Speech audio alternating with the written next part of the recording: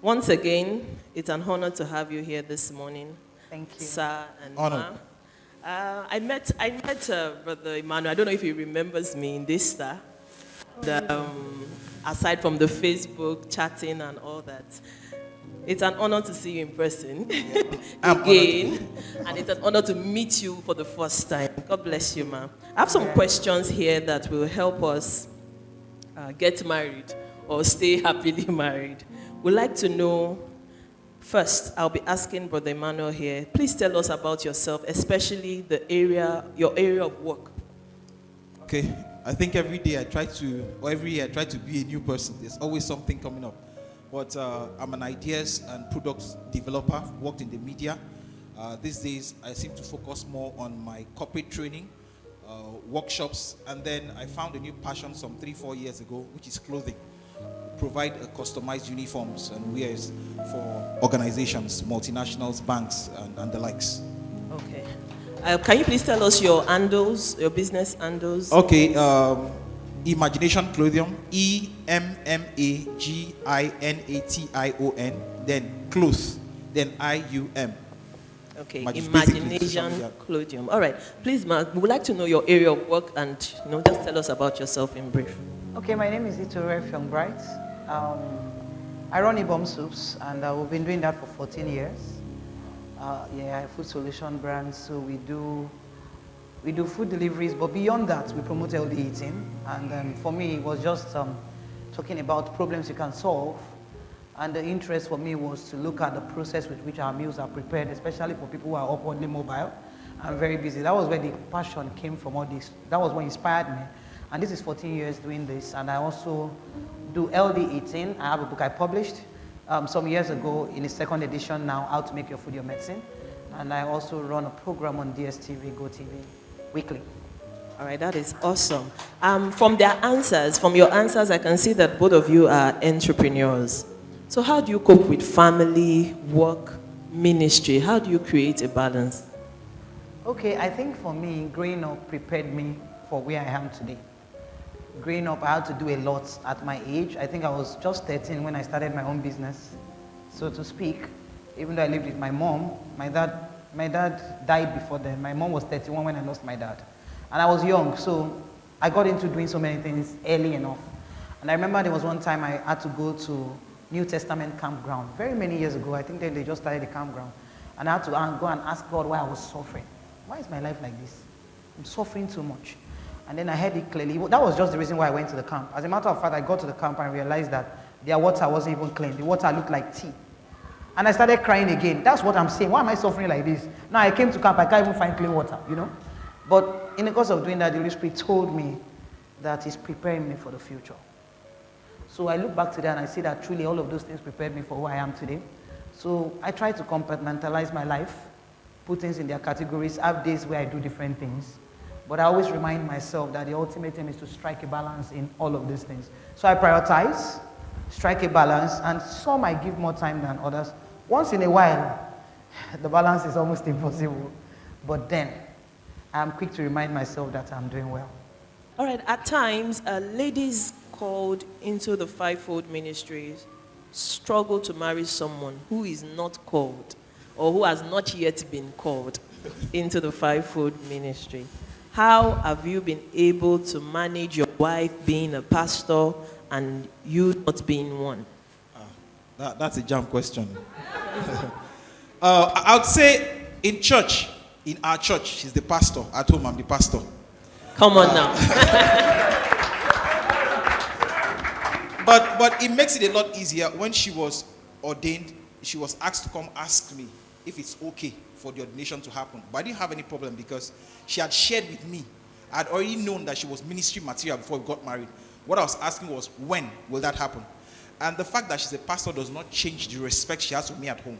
When I mean respect, there's mutual respect, but my place as a husband, nothing has changed.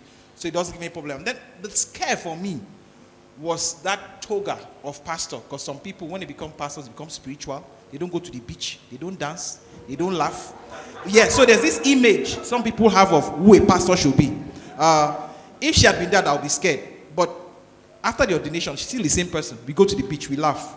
You see her, she cracks jokes. Bishop said she's funnier than me. I mean, I'm just happy with that. So it does not change. The summary, she's pastor. I call her pastor in church. Yeah. 99% I've never called her sweetheart or her name in church is pastor. But when we're at home, I'm Pastor Emmanuel. Great. Awesome. That is awesome. Though he said nothing has changed, do you really think nothing has changed? And how have you made it easy for him, you being the pastor in church? I think not, maybe nothing, if he says nothing has changed, then that's it. But for me, I would say maybe not much has changed. Not much because he has also had to sacrifice a lot. He has sacrificed a lot. Times I have to attend meetings, times I have to counsel people, times I do premarital counseling. So much. He has had to sacrifice a lot. But why he says nothing has changed is because I'm still the very person I used to be. As a matter of fact, we had a church member who is now outside the country, who used to call me Pastor Babe. He never called me any other thing apart from Pastor Babe. Pastor Babe, you're a pastor, but you're a babe and all of that. And what we did was, when I was going to be ordained, I told him, what do you think? And then he gave approval. And then I asked him, what are your concerns? And we addressed those things beforehand. So we already agreed it will run. And that has really helped me. So I'm quick to tell them in church, maybe we're having meetings. He has been in units where I was the pastor in charge. And we had to be in the same meeting, severally. And then yeah, so sometimes what do I do so that things don't go wrong? I go behind the scenes, maybe before even the meeting, how far with this thing you're supposed to do? How far with this? Because I don't want to be confrontational to you at the meeting. So I talk about it. How can I help you achieve this? So that when we appear there, I'm not going to be, because again, I'm his helpmate. So I'm supposed to help him achieve that thing. So I'm quick to do that. And then that actually helps us create a balance. And he's a very secured man, in all honesty. Very secured man. He's okay. He actually sits behind me in church. He's not a pastor, so he doesn't sit on the front row. He sits behind me in church, meaning when I want to pass paper. Your personal usher. He's the one I'm giving. So he will tell me I'm your personal usher, right?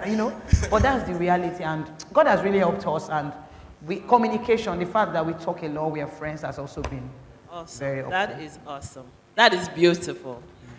All right. You said something that I want you to expatiate on. For a single person who is about to get married or wanting to get married, who is the head of a department? And how can she fall in love? Or how can she marry someone whom she is kind of having a leadership role over, or who is in a department? Do those things happen? Yours happened when you guys were already married. What if you were not married? I love that question because the truth, as individuals, we really need to learn. It takes a lot of discipline and working with God to know when to step down and when to wear those shoes. So for me, it's like, if I'm leaving church, it's like I consciously tell myself, Itoro, you are a wife. You're back home. So I get into the kitchen, do the things I need to do.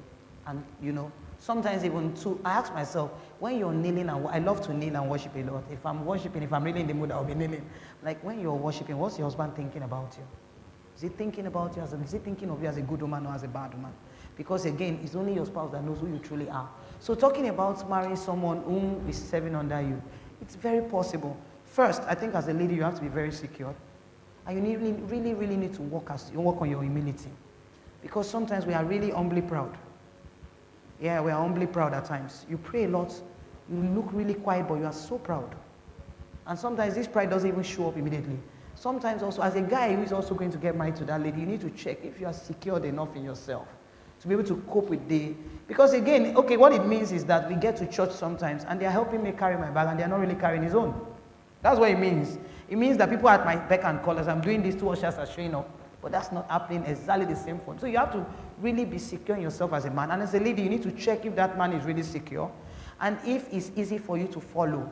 Some men make it easy for a woman to submit, some don't. Some make it easy for a woman to follow, some don't. So you need to check all of these things. And as a woman, look at it beyond that unit. That's just a unit. There's so much more in that man. So you need to see the man. I like the confession. It says, in the standard, love according to God's standard. So see the man in the eyes of God. Who is this man to you? God has ordained him as the head of your home. You must never forget that. It's a position he didn't take. He didn't decide to take. God gave it to him. So when you see him, you're not seeing that member of your unit. You're seeing the head of your home. You're seeing the head of your family. I think that's vital. Thank you so much for that. I want you to throw more light on that, Brother Emmanuel. you're a man, unmarried man, and you like your head of department. What would make her approachable to you? I think for a man, confidence is one of the best apparels you can wear. Knowledge of self, what you've done. And when you're given opportunities to serve, opportunities to market yourself, is very, very key. Because some people have not given themselves to any kind of work, whether volunteering or in church. They don't have much to offer besides I'm a fine-looking guy. But when you have a woman that has deep ministry material, at that point, it's not always difficult to pick the kind of man you want. Because the fact that he's not a minister does not mean he's going to be a minister tomorrow, because he's not going to be a minister tomorrow. After all, you weren't a minister before you were ordained. So it's key, confidence. And then there's this factor, the place of God. If God has said this is what should be, and that person is the daughter, he knows how to connect. It's a lot easier. So confidence, self-knowledge, knowledge of God goes a very long way. And in some cases, particularly in a church where the man of God has the word of knowledge and all those stuff, sometimes it just hits him. This man and this woman should go together. Yeah.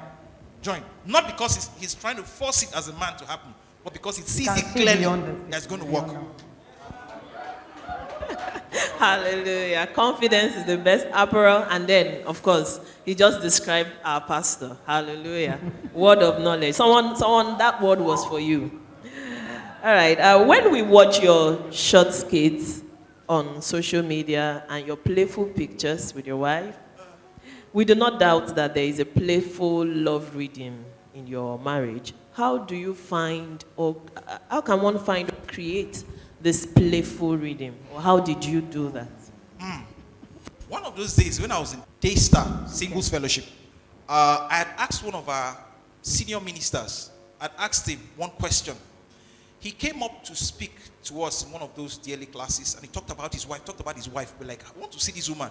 We eventually saw her. We're excited. I could see the chemistry. I could see the happiness. So I asked him a question. Sir, how do you know who to marry? I thought he was going to give me 10 steps, 11 steps, 12 steps. He said something no one had ever said. He said, close your eyes and paint a picture of the kind of home you want. If it's a house, think of the house. If you want children, let the picture of children drop in. The chairs, what are you doing? Then I played the picture. I saw myself throwing pillows, fighting with my wife, throwing just those plays, and my children running around. He said the picture of the woman you want will drop in. So when the picture dropped in my mind, it was a picture of a woman playing. We are doing pillow fight. I'm pulling your leg. And the children are running. I'm carrying this one on the head. So there's no way a picture of a wicked woman will fall in the picture. So I already knew my home is going to be a home of skits, laughter, and fun before we even met. As a matter of fact, the first real meeting we had, because she was also serious, very serious looking person. Right from time I was thinking, I like everything, but this seriousness won't work. So let's go to the beach. When she eventually agreed, when we went to the beach, I saw a different side of her, the jumpy, laughing side. I said, okay, sealed. So every day is a skit in my house. In fact, we were saying it once. My children, that you'd laugh. They have mirrors. They have mirrors in their rooms, everything. But they come to our room. My son is as tall as I am. The other one is about this way. They pull their shirt. They'll be like, wow, see something. Six packs. And I'll say, these guys, you're all bones, and all those kind of stuff. And then they'll give it back to you. One of those days, they were playing in the room, and they locked themselves inside the room. I had traveled. And the house help called to say, these children have locked themselves inside the room. We can't find the key. So I told the house help, leave them there for the first time. Let them learn their lesson. They were laughing, playing. After 1 hour, they started crying. So, but that's not the point. They started crying. Oh, what kind of life is this? We can't find keys. What happened to our life? And then my first son said, I can see you also. You can't open the door. Will life continue like this? In fact, and I'm not even gotten married yet. And this didn't happen now. This was how many years ago? I'm talking about very young. I was like, I'm talking about 5-6 years ago. They were still kids. You understand? So we put somebody has not even enjoyed life. Somebody is not even married, and somebody is now locked in this room. This is how somebody will die. And I'm like, so marriage. Home is also about skits. So prepare yourself. I'm saying if you want a very serious person, go for a serious person. But if you want a playful person, because the stress of Lagos is too much, I'm not come and meet another stress. You want a wife that when you are walking In the bedroom, she blocks your space. You want to pass, she blocks your space. She blocks your space. You know, that kind of fun. You carry her wig and run away. She chases you inside the room. That's the kind of person I wanted. So for me, it has never been negotiable. It's always been about the fact that I wanted a home that is happy, a woman that makes me laugh. And that's basically what I have right now. I thank God 15 years later. Awesome. I always like hearing that 15 years later. Awesome. So it starts with you. At the end of the day, you attract what you want. Yeah, you happy? Okay, you attract who you are. Yeah. Okay, so there's another important question. Thank God you mentioned Lagos. One of the things that come to mind when you hear Lagos is money. How do you handle financial responsibilities in marriage? Finances, some people say 80%, some people say 90% of reasons why marriages fail is finance. I don't know how these stats work, but it's very, very key. But I also know that the family I grew in shaped me for the kind of family I am in. And I'll say that. I grew up seeing my father and my mom share responsibilities. I saw them. So if my dad is paying school fees and for any reason he can't meet up with the school fees, my mom is providing. Sometimes my dad is paying, my mom is supplying the books. Sometimes my dad is taking care of feeding, and at some point he's investing in his farm. I doesn't have enough money.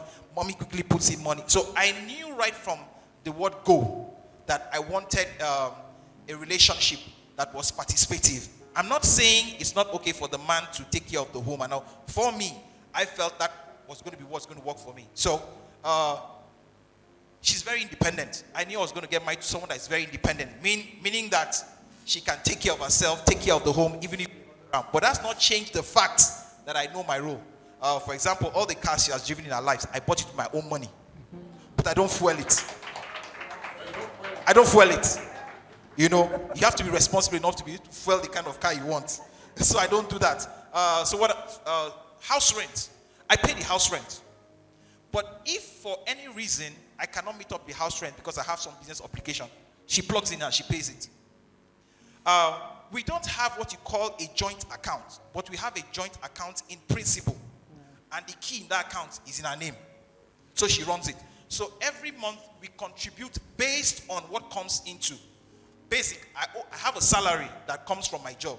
Yeah. My job pays me a salary, my work. Yes. Her job pays a salary. So there's a fixed amount. But we have speaking engagements. I do trainings. She has books. Her books is in second print. We have other things. So if her earnings from that is more than mine, she contributes more. If mine is more, I contribute more. If mine is less, I contribute less. So it's very, very participative. That's how we run our home. Wow. Financial democracy. That is beautiful. I've learned a lot from that. There's something you mentioned, which financial democracy. What came to my mind was that the woman has to be productive. But was that the same example you had? He had examples of parents who were participative, in the family, financially. Did you have that same example? Well, for me, it was just my mom, because my dad died quite early. But I saw my mom take up the responsibility. So for me, it was like learning from my dad's mistake. When my dad died, when my mom was 31, she was a full-time housewife. And that didn't land well for us. We suffered a lot because of that. And I just told myself, as a young lady, it's not even right for you to just be there. You're really not doing anything to make money. So I had promised myself that I was not going to depend on anybody. And what I'm still working on now is even learning to ask. Because he knows that I'm a kind of person that will not ask you for money. If you don't give me, I won't ask you. I believe if you have it, you will give me. That's how I am naturally. And then I remember initially when he didn't really understand that part of me, he would say it's pride. If you need money, you say, why you say it's pride? I say it's not pride. I don't want to inconvenience anybody. So I would say that I saw my mom work hard to put food on the table for us, to do stuff for us. So she really inspired me actually to do the things I do today. I would say, well, she played a role, yeah. Wow. Do you then think it is wrong for a woman to want to relax and be taken care of? Well, you have a point, yeah, because again, you cannot come and go and kill yourself and die away, So I love to relax, and I actually try to take care of myself. I love to look good. It's very important to me. And there are times that he actually really takes care of me. I just relax and he takes care of me. But I think, there are times I just relax and it takes care of me, yeah. There are times it decides to spend money and do stuff. There are times it says, in fact, there's something he used to do very many years. We have stopped, and I've told him that he has stopped, but he has still not. Maybe today after we leave here, that will be our own new. So then when I really want to relax and I need to rest, you will see him sit by the door. Our bedroom is just, the door to our own bedroom is just from the sitting room. And he will sit there, and my children can be very clingy. And then he will come, Mommy, this, and he will say, go back, your mommy is sleeping. Go back, your mommy is sleeping. And he would have my phone. Bring the phone, don't let it ring, mommy will wake up. And I'm like, and I can hear everything.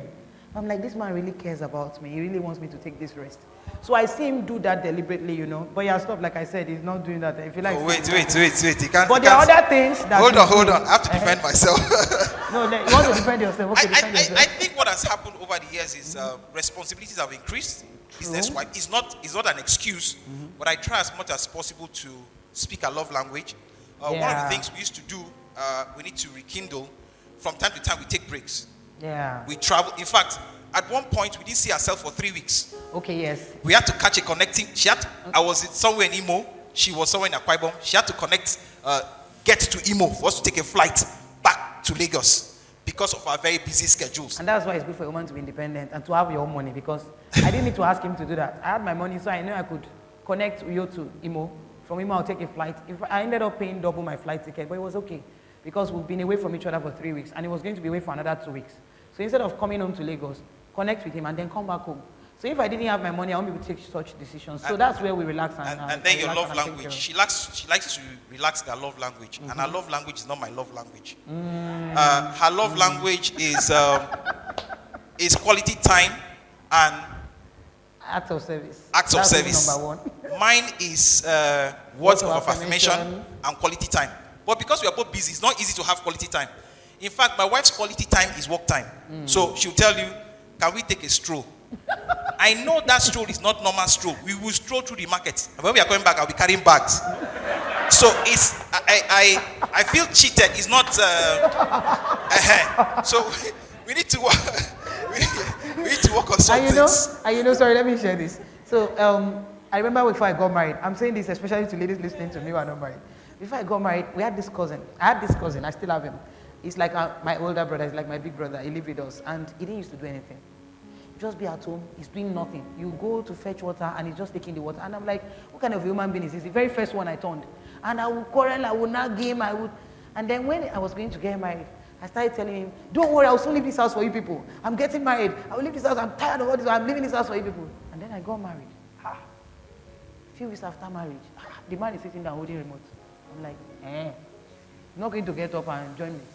Kept quiet. Later, and then I will hear, he will call me and he will say, "Please bring that remote." And I'm like, it's in front of. The difference this time is that I cannot tell him what I used to tell my cousin. I've said it in my heart, but I cannot open my mouth and say, I'm like, the same thing I was running away from. I mean, so so we need to work on our expectations. And then again, for me, so what happened for me was I had to make peace with myself. There are some things about this guy that may never change. Yeah, make the best. So I may just have to, if I want to be happy in this marriage, I need to accept those things. And then I now need to look at the things in him that I enjoy, even the things I didn't see coming, that I now have that I enjoy. Focus on that. So what do? I play down on his weaknesses, and I flaunt his strength. I focus there, and I keep myself happy. So that helps us to, have fun as we go. Oh, wow. I'm enjoying this so much. I love your honesty. The honesty of this interview, and it's so amazing. What do you think about women? She has answered us.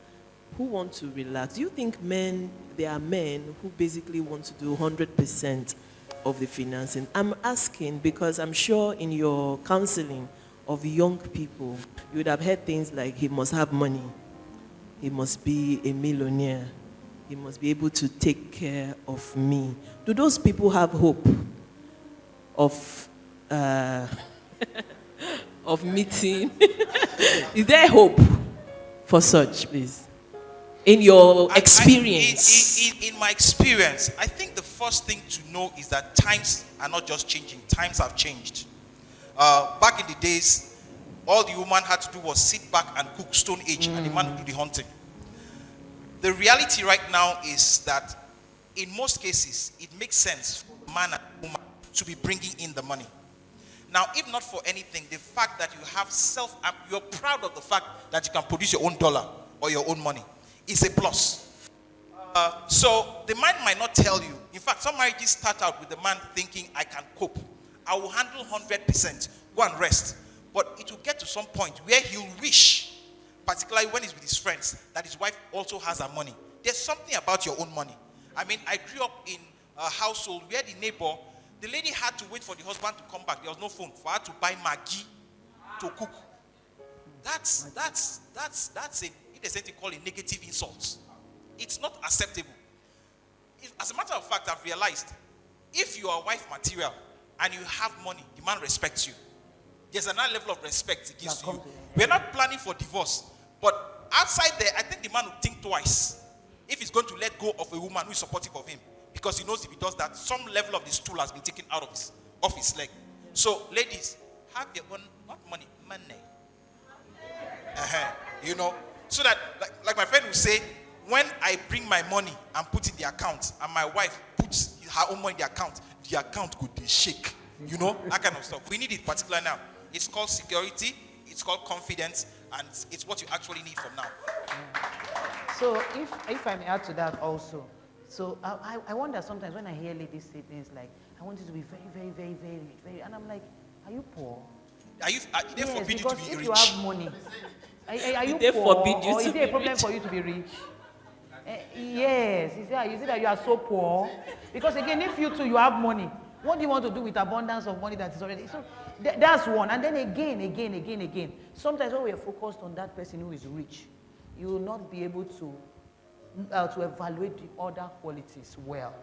Now, the unfortunate thing is that you can be rich today and poor tomorrow. Because we know the realities of this time. Now, even the riches you're talking about, is it from his parents? Did he inherit the riches? Did he have more enabling environment? Because again, there are many parents that are still paying their children's school fees. Yeah. What I know in Lagos, there are many people that are paying house rent for. They won't. Nobody comes to say my father is paying my house rent and my children, but they are paying. But they won't tell you. And then again, that's your principle about first generation and fourth generation. Yes. That guy may be poor in quotes, not because he's not hardworking, but maybe if you look at his history, yes, there has not really been an enabling environment. He has had to take so many responsibilities. If he had the chance the other rich guy had, it would be better than the guy. Let's put it this way. Mm-hmm. If God tells you you are going to marry a billionaire, some people go out to look for billionaires. They forget the fact that maybe God is telling you, I have put something in you that has the capacity to grow a millionaire or a billionaire. So it's very important to look beyond that rich, because it beclouds your thinking. It affects you will not look at the other important things. And money is here today, money is gone tomorrow. For instance, there was a time, he was even doing Valentine like this. Like I told you, I gave him 6 months. He was doing Valentine like this, that I saw him make slippers cards. Still when I was trying to evaluate and do my permutations and all, he made slippers cards and he was selling in Daystar. I saw people buy it in Daystar.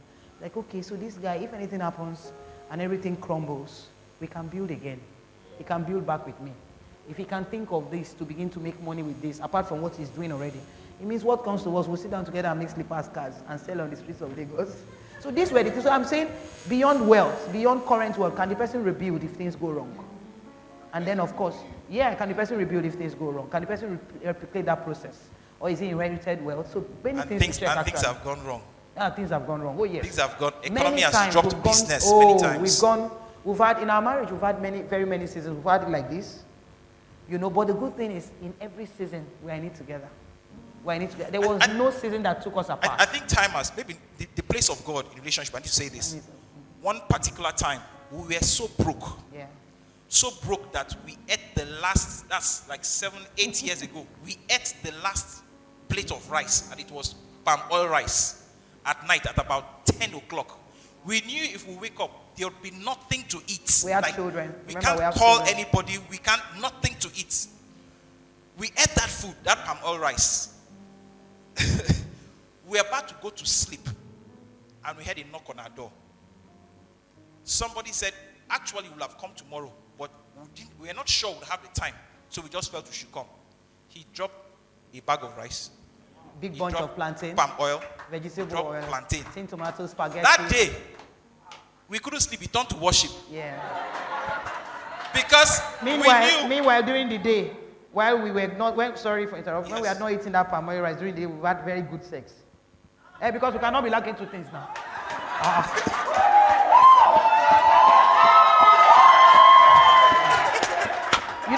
You don't have money and you are not enjoying yourself. God forbid.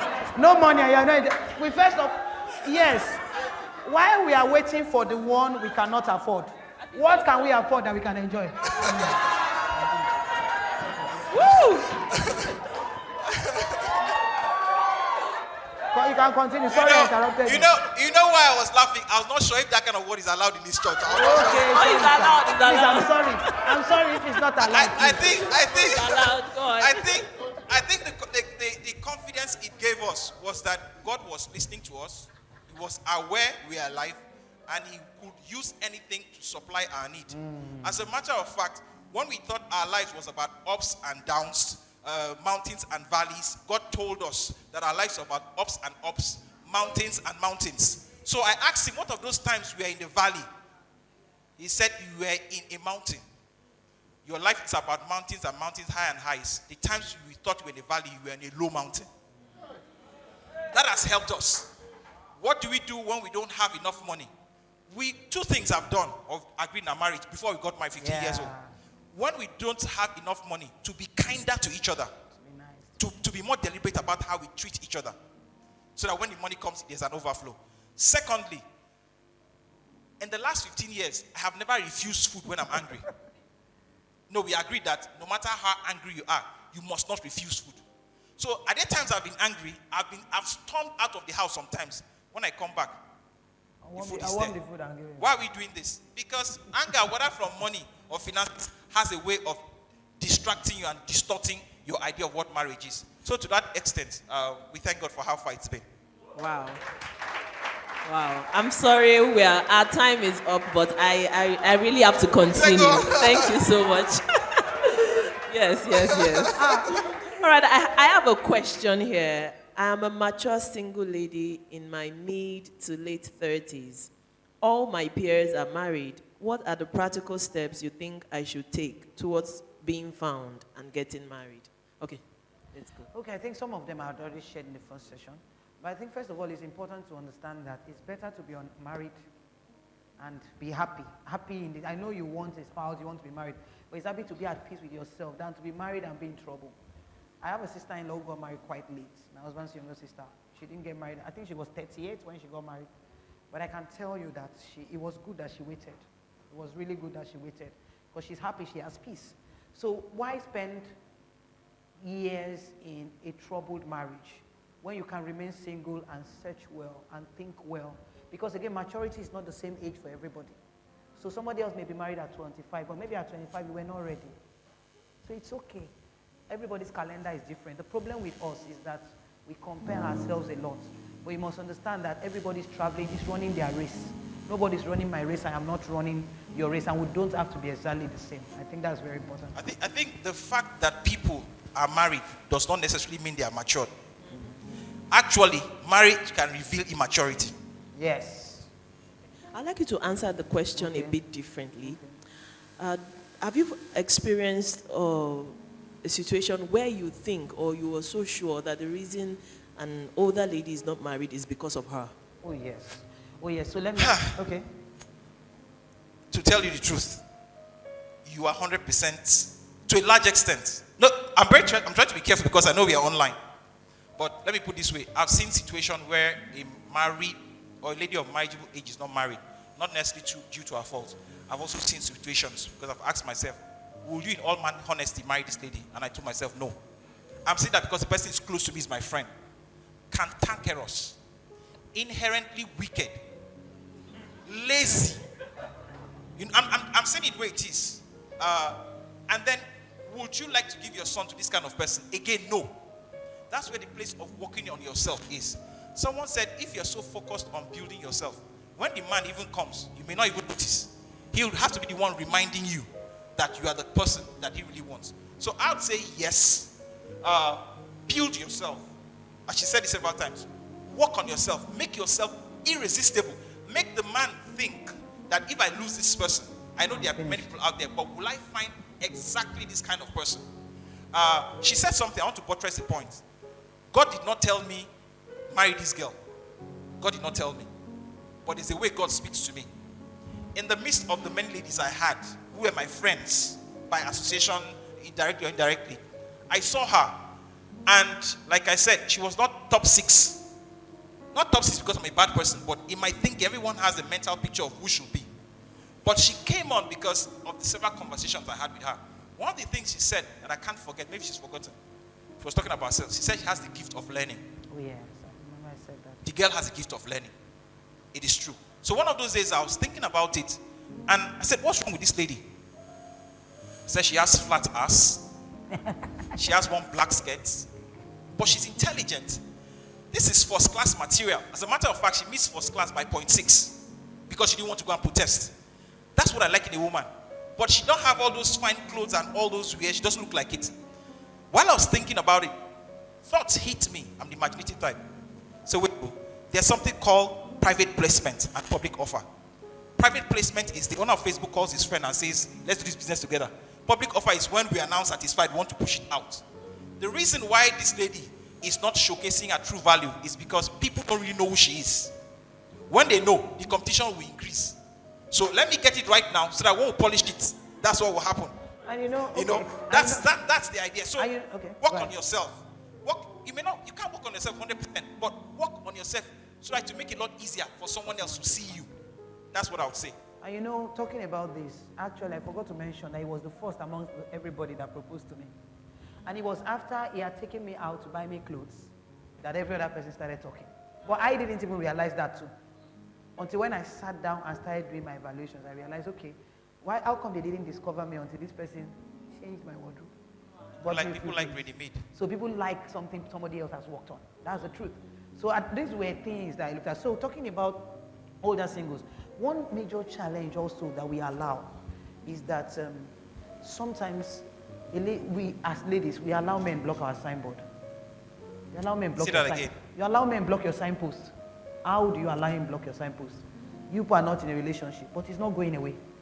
People have tagged both of you together. What is he doing with you? Is he using you as a placeholder? Yes, because he has not found the woman yet. So he has not found the woman yet.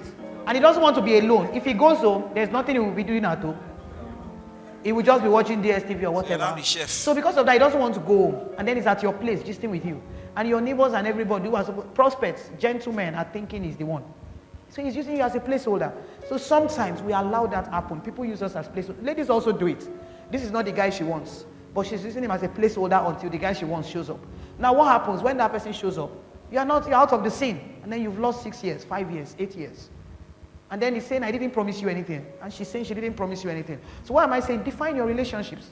If he's hanging around you more than every other person, tell him to stop it. He's blocking your signposts. Okay, a quick one too. I think one of the reasons why older ladies are not married is because their mental recovery rate for relationship is quite low. And their mental recovery rates for relationships is quite low. And I'll explain. Some people get over breakups easily. Some people take 3-4 years to get over breakups. So whatever you do, you must accelerate your capacity to overcome breakups. So I'm saying, if everything was supposed to go according to plan, not go according to plan, you break up today. Prepare your mind that it can show up in the next 6 months, next 3 months, next 2 days. Because if it takes 5 years to recover, 5 years has gone. Another 5 years of prospecting, 10 years has gone. Before you know it, you are hitting 40, 56 due to no fault of yours. So breakup is breakup. Actually, breakup is actually preparing you for who the person ought to be. I had a major breakup that almost broke me. But I got a revelation of it. God said, that is not the person. The person is scaffolding. Scaffolding is what those sticks you put to put up a building. He said, when the person is done, the person brings down the scaffolding so that someone can see the true beauty of the building and then get attracted to it. And then, of course, let me conclude with this. No man wants to marry a woman who is desperately waiting for marriage. Say that again. No man wants to marry a woman who is desperately waiting for marriage. And we can tell. No man wants to marry a woman who is desperately waiting for marriage. And the man can easily tell. So as a woman, let marriage not be the only thing you're waiting for. Some people wait for marriage so much that they stop living their lives. Be living your life. Yes, you are not married, but people should be wondering, is she not bothered? You should be so busy that people can't even notice that you are bothered. Look attractive. I know this because I talk to ladies a lot. You see so many ladies, because they are waiting for marriage. Every other, they are dull, they are not happy, their countenance is down. Now that countenance is already taking away the prospect that should come. So keep your beautiful face, buy good shoes, look good, wear your best dress.